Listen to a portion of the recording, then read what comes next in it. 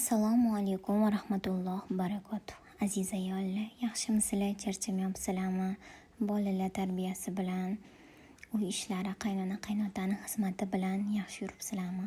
Bugun biz sizlar bilan hamma yaxshi ko'rgan har bir o'zbek oilasini uyida har doim pishiriladigan taom oshni tayyorlab ko'ramiz.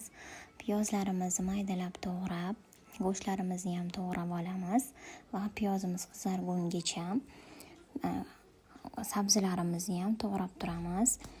Men birinchi marta blogerlik sohasida, endi birinchi qadamlarim, qo'llab-quvvatlaysizlar degan umiddaman. Kamchiliklar uchun oldindan uzr so'rayman sizlardan. Adajonimlar ham har doim oshga ko'p sabzi solganligi uchun men ham sabzisini ko'proq soldim. Sizlar ham ko'p solib bir marta qilib ko'ringlar. Oshinglar juda ham shirin bo'ladi.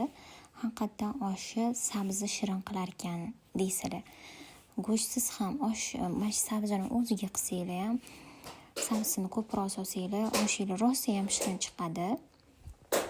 Sabzilarni ham qovurib olamiz. Yaxshilab qovurib olganimizdan keyin suv solamiz. Mana shu kameramni o'g'lim tushirib yubordi. Ahamiyat bermaysizlar, uzr so'rayman kamchiliklardan. Guruchlarimizni ham uyutib qo'yib, guruchlarni sovolamiz. Keyin dimlab, men 2 marta og'zini ochib guruchlarni bunday ag'dardim. Sizlar ham qilinglar. O'shanda guruchinglar hamma yog'i bir tekisda pishadi. Mana oshimiz ham pishdi. Kelinglar, rosa ham shirin bo'libdi. Mazza qilib yeb oldik pishgandan keyin. Buni montaj qilganim uchun sizlarga e'tiborman. Tuxum ham qaynatdim, yoniga salat qildim. Go'shtlarni ham maydalab to'g'rab, keyin dasturxonga tortamiz.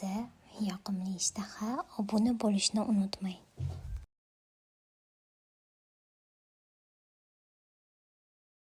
Mana oshimiz pishdi. Kelinglar, juda ham mazali bo'libdi. Mazza qilib yedik. Albatta, meni usulimda ham tayyorlab ko'rishinglarni tavsiya qilaman.